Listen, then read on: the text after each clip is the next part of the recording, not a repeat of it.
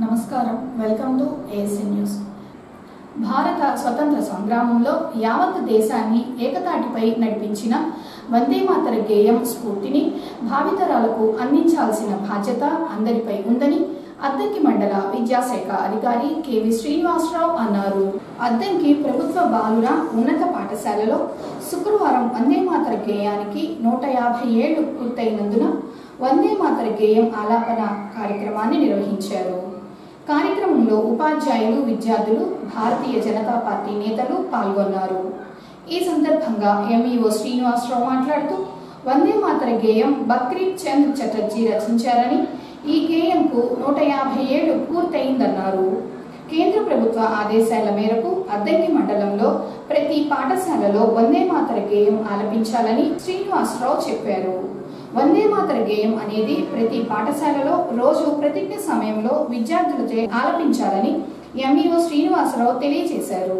Full form మొత్తం ఆనందమఠ అనే పుస్తకంలో బంకిం చంద్ర చటర్జీ గారు 1875 నవంబర్ 7న ఈ గీతాన్ని మనకి అందజేశారు.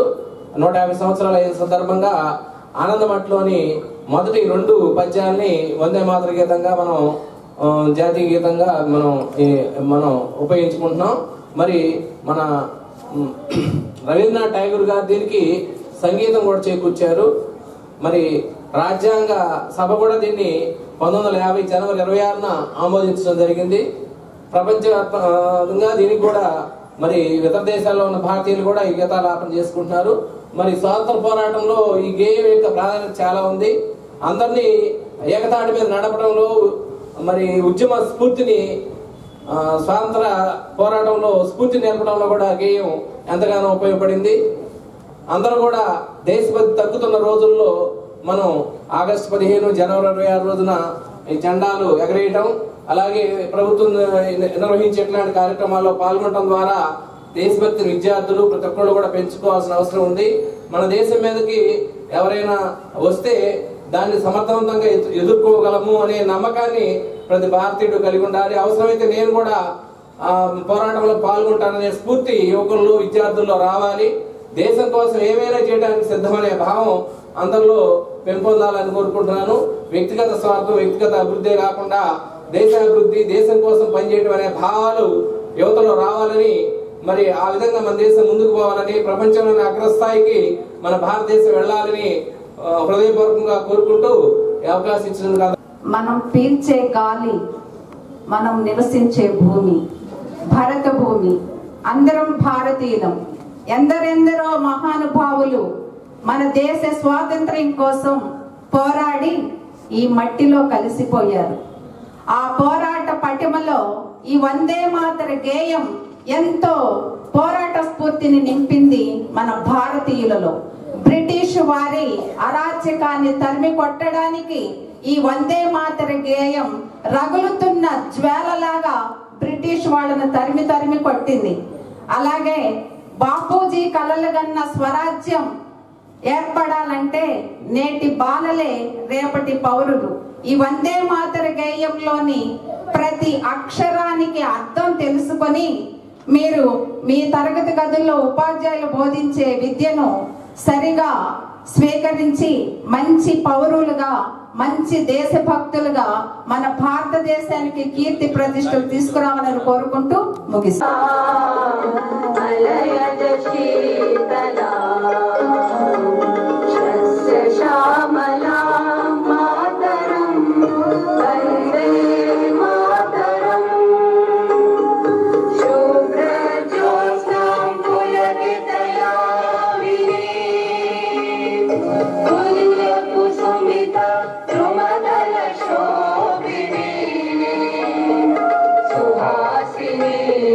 सुमधुर भाषिणी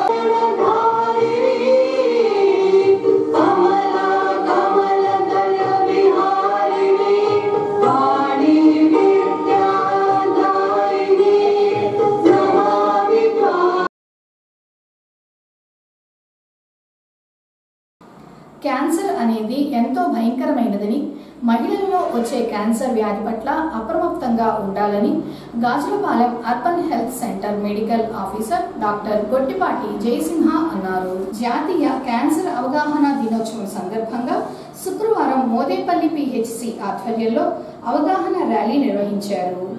అద్దంకి ప్రభుత్వ వైద్యశాల నుంచి నగర పంచాయతీ మీదుగా బస్టాండ్ సెంటర్, భవానీ సెంటర్ వరకు ఏఎన్ఎంలు, ఆశా వర్కర్లు, ఎంఎల్హెచ్పీలు ర్యాలీ చేశారు.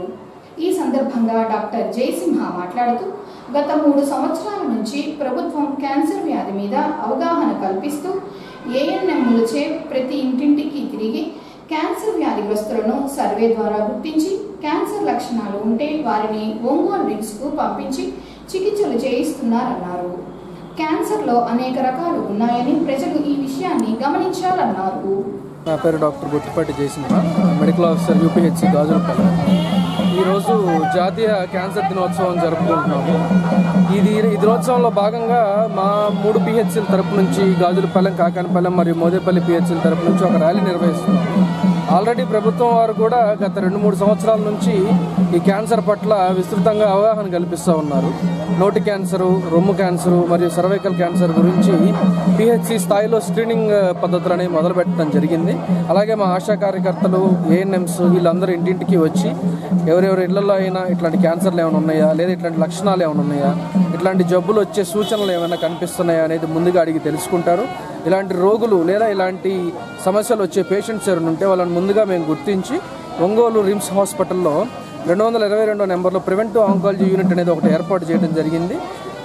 వాళ్ళని మా ఆశాని ఇచ్చి మరీ అక్కడికి పంపించి వాళ్ళకి కావాల్సిన వైద్యం, ఇది డయాగ్నోసిస్, ఒకవేళ డయాగ్నోసిస్ అయిపోయిన తర్వాత క్యాన్సర్ ఉందని నేను నిర్ణయిస్తే దానికి తగిన ట్రీట్మెంట్ కూడా ప్రభుత్వం వారు ఉచితంగా ఇవ్వటం జరుగుతూ ఉంది. కాబట్టి ఇది ప్రజలందరికీ తెలియాలి. ఇంటింటికి సర్వేకి వచ్చినప్పుడు వాళ్ళు మా ఆశా కార్యకర్తలకు సహకరించాలి, దీన్ని సద్వినియోగం చేసుకోవాలి అనేది మేము కోరుతూ ఉన్నాము. అలాగే రాష్ట్ర ప్రభుత్వం మరియు కేంద్ర ప్రభుత్వం వారు ఈ ప్రోగ్రామ్ని ఎంతో ప్రతిష్టాత్మకంగా చేపట్టి గత 2 సంవత్సరాలుగా చేస్తున్నారు. ఈరోజు ప్రత్యేకంగా క్యాన్సర్ డే కాబట్టి దీని గురించి ఇంకొంచెం విస్తృతంగా ప్రజల్లోకి తీసుకెళ్లాలని మేమందరం ఇలా ర్యాలీ చేయడం జరుగుతుంది.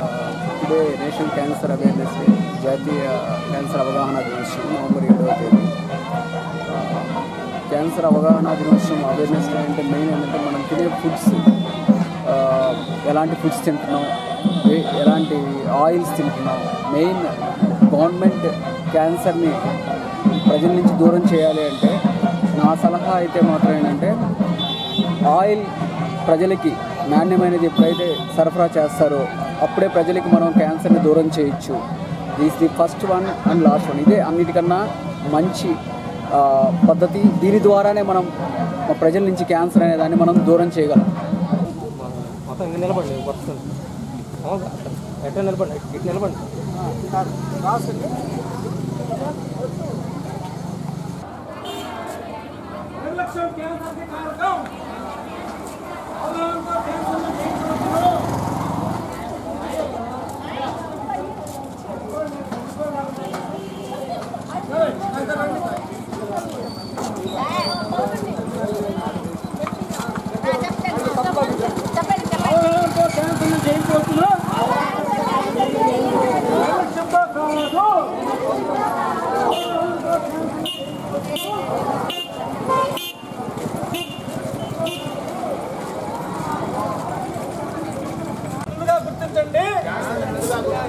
ప్రాణాలను కాపాడండి.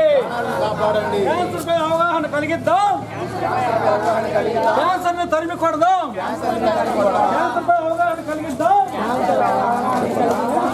తరిమి కొడదాం. ఓకే ఓకే, వేరే ప్రోగ్రామ్ ఉంటుంది.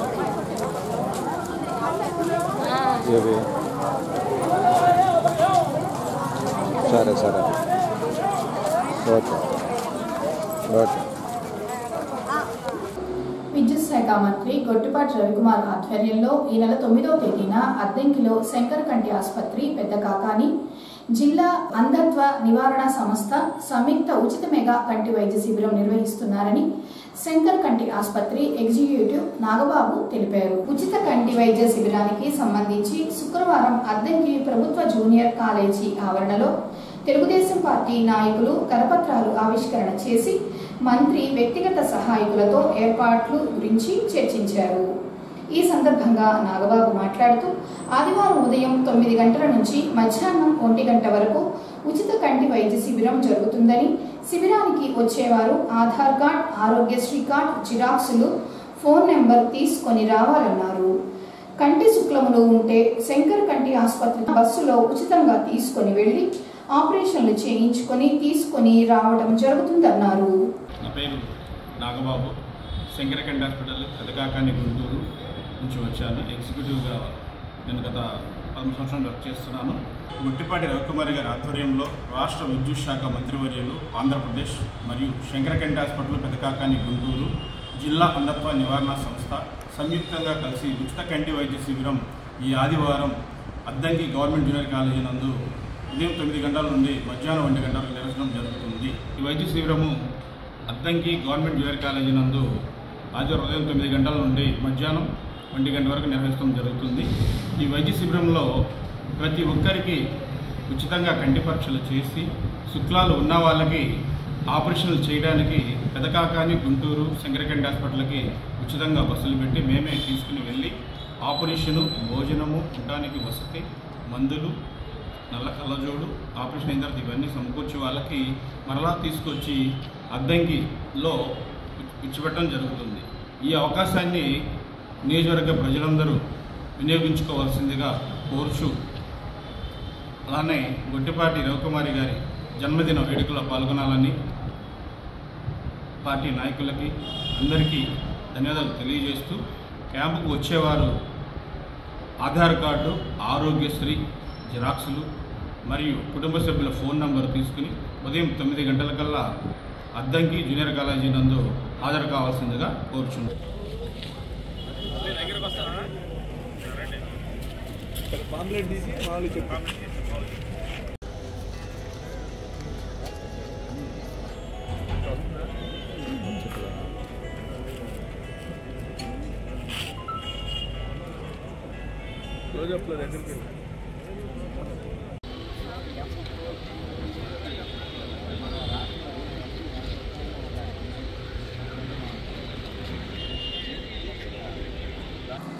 అద్దంకి, కొరసపాడు మండలాల్లో ఉన్న పశు పోషకులకు 50% సబ్సిడీపై దాణా పంపిణీ చేస్తున్నారని, ప్రతి రైతు సేవా కేంద్రంలో దాణా పంపిణీకి సిద్ధంగా ఉందని అద్దంకి పశు వైద్య అధికారి బ్రహ్మయ్య అన్నారు. అద్దంకి పశు వైద్యశాలలో శుక్రవారం ఏడి బ్రహ్మయ్య 2 మండలాల పశు వైద్య సిబ్బందితో సమీక్షా సమావేశాన్ని నిర్వహించారు. ఈ సందర్భంగా ఆయన మాట్లాడుతూ తుఫాన్ ప్రభావం వలన ఎక్కడా ఎటువంటి నష్టం జరగలేదని, ఆంధ్రప్రదేశ్ ప్రభుత్వం పశువర్ధక శాఖ కలిసి రైతులకు 50% సబ్సిడీతో పశుదాణా అందిస్తున్నారని, మండలానికి 25 టన్నులు కేటాయించగా ప్రస్తుతం 15 టన్నులు వచ్చిందని, ఒక్కొక్క పశువుకి 50 కేజీల చొప్పున దాణా అనేది ఇవ్వనున్నారని బ్రహ్మయ్య చెప్పారు. కావలసిన రైతులు ఆధార్ కార్డు తీసుకుని రైతు సేవా కేంద్రాలకు వెళ్లి తీసుకోవాలని ఏడి బ్రహ్మయ్య సూచించారు. నమస్తే అండి, నా పేరు డాక్టర్ కేవి బ్రహ్మయ్య, సహాయ సంచాలకులు అద్దంకి. ఈరోజు జనరల్గా ప్రతి నెల జరిగే రివ్యూ మీటింగ్ లాగా జరుగుతుంది. ఆ రివ్యూలో ప్రధానంగా ఏంటంటే తుఫాను వచ్చింది కాబట్టి ఆ తుఫానుకు సంబంధించినటువంటి లాస్లు, ఇక ఏమైనా తీసుకోవాల్సిన చర్యలు, వ్యాక్సినేషన్స్, వీటన్నిటి మీద రివ్యూ జరుగుద్ది. తర్వాత ప్రగతి అంటే వాళ్ళు చేసినటువంటి పనుల మీద కూడా నివేదికని తయారు చేసి అవి పై ఆఫీస్కి పంపించాల్సిన అవసరం ఉంటుంది. కాబట్టి వాళ్ళని కూడా సరైన నివేదికలు, వాళ్ళ రిపోర్ట్స్ తీసుకొని అవన్నీ కన్సల్టేషన్ చేసి పై ఆఫీస్కి పంపించాల్సి ఉంటుంది. మనకి ఈ తుఫాన్ని దృష్టిలో పెట్టుకొని 50% సబ్సిడీ మీద మనకి పశువుల దాణా వచ్చింది, ఈరోజే వచ్చింది. దాన్ని ప్రతి రైతుకి కూడా ఇవ్వడానికి ప్రయత్నం చేస్తాము.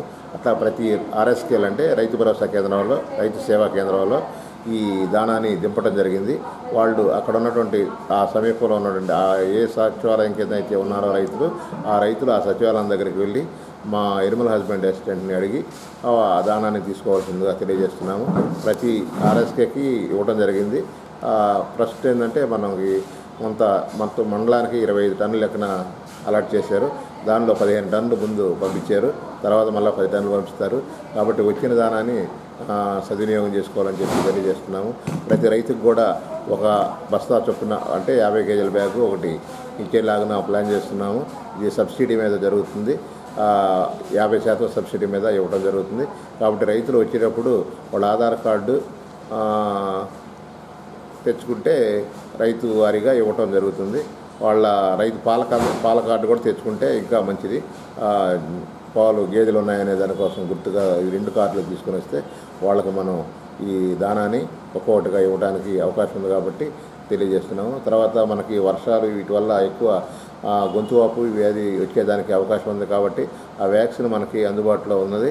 ఎక్కడైనా సరే ఏ గ్రామంలో అవసరమైతే ఆ గ్రామ సచివాలయంలో పనిచేస్తున్నటువంటి మా యానిమల్ హస్బెండరీ అసిస్టెంట్ని కన్సల్ట్ అయ్యి వాళ్ళ ద్వారా ఈ వ్యాక్సిన్ చేయించుకోవాల్సిందిగా తెలియజేస్తున్నాను.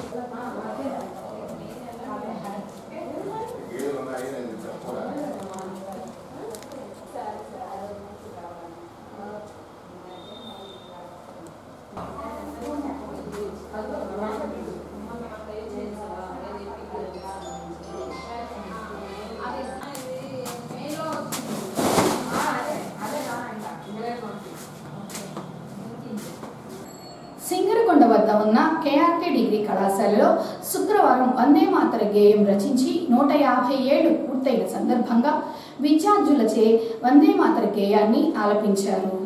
కార్యక్రమంలో విద్యార్థులతో పాటు అధ్యాపకులు పాల్గొన్నారు. అనంతరము వందే మాతర గేయం రచయిత గురించి అధ్యాపకులు విద్యార్థులకు వివరించారు. అలాగే సింగరకొండ రోడ్లో ఉన్న చైతన్య బద్రుల పాఠశాలలో శుక్రవారం వందే మాతర గేయం రచించి 150 సంవత్సరాలు పూర్తి అయిన నేపథ్యంలో విద్యార్థులచే వందే మాతర గేయాన్ని ఆలపించారు. అనంతరము గేయ రచయిత గురించి విద్యార్థులకు డైరెక్టర్ సురేంద్ర పరిచయం చేశారు. స్వాతంత్రోద్యమ పోరాటంలో ఉద్యమదారులతో ఉద్యమ స్ఫూర్తిని నింపినటువంటి వందే మాతర గీతం 150 సంవత్సరాలు అయిన సందర్భంగా బదిలీల మధ్య సైగల భాషలతోటి మనం వందే మాతర గీతం ఆలపిస్తున్నాము. భారత్ మాతా కీ జై, భారత్ మాతా కీ జై, భారత్ మాతా కీ జై.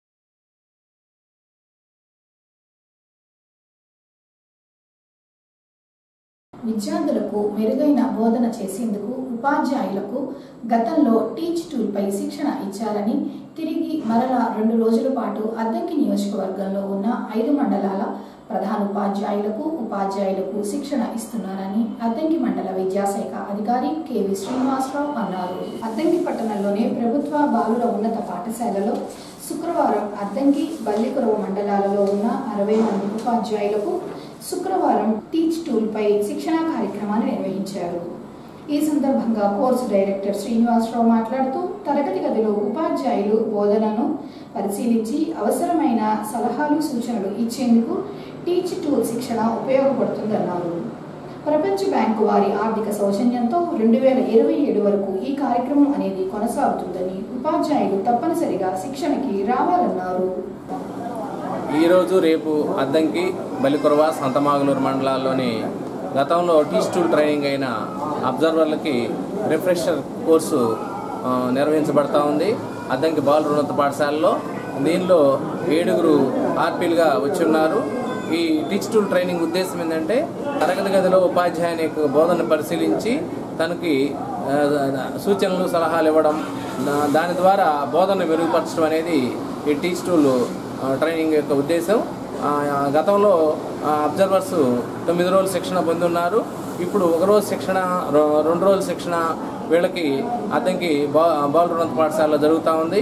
ఈ ట్రైనింగ్ ద్వారా వీళ్ళు వాళ్ళ పాఠశాలలో, వాళ్ళ కేటాయించిన పాఠశాలలో మ్యాప్ అయిన టీచర్లకి వీళ్ళు అబ్జర్వ్ చేస్తారు.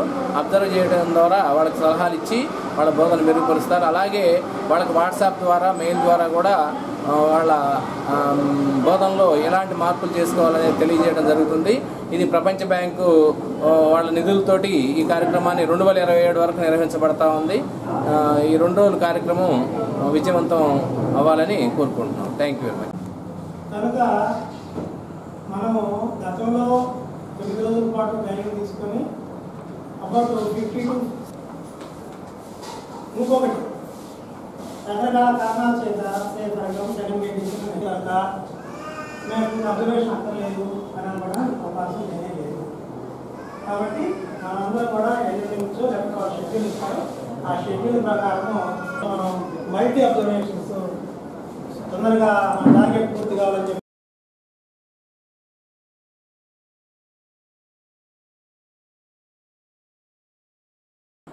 సింగరకొండ వద్ద ఉన్న కట్టా రామకోటేశ్వరరావు ప్రభుత్వ డిగ్రీ కళాశాలలో శుక్రవారం కార్తీక మాసం సందర్భంగా రాష్ట్ర ప్రభుత్వం ఆదేశాల మేరకు ప్రకృతి సమారాధన కార్యక్రమాన్ని నిర్వహించారు. ముందుగా 15 రకాల ఔషధ మొక్కలకు సంబంధించి పోస్టర్స్ను ప్రదర్శించగా హైస్కూల్ విద్యార్థులు పాల్గొని తిలకించారు. హెర్బల్ మెడిసిన్ పేరిట విద్యార్థుల సహకారంతో వృక్షశాస్త్ర విభాగం, ఏకో క్లబ్ మరియు ఎస్ఏ విభాగాలు సంయుక్తంగా కలిసి నిర్వహించారని ప్రిన్సిపల్ మోహన్ రావు తెలిపారు.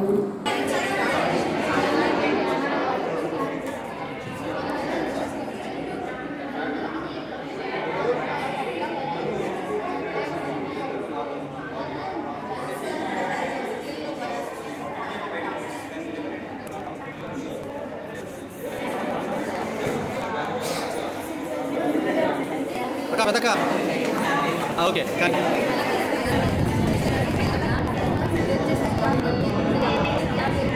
మేడం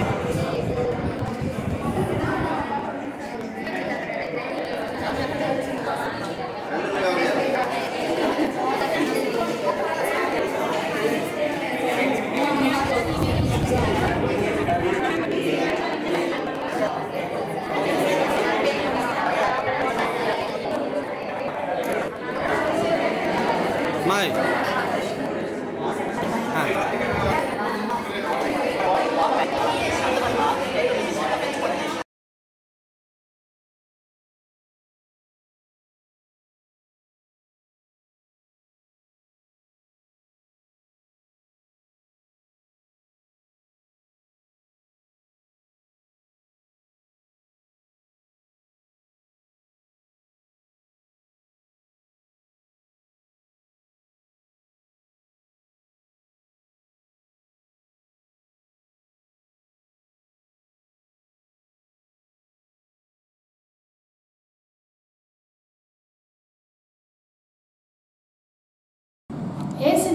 సమాప్తం. నమస్కారం.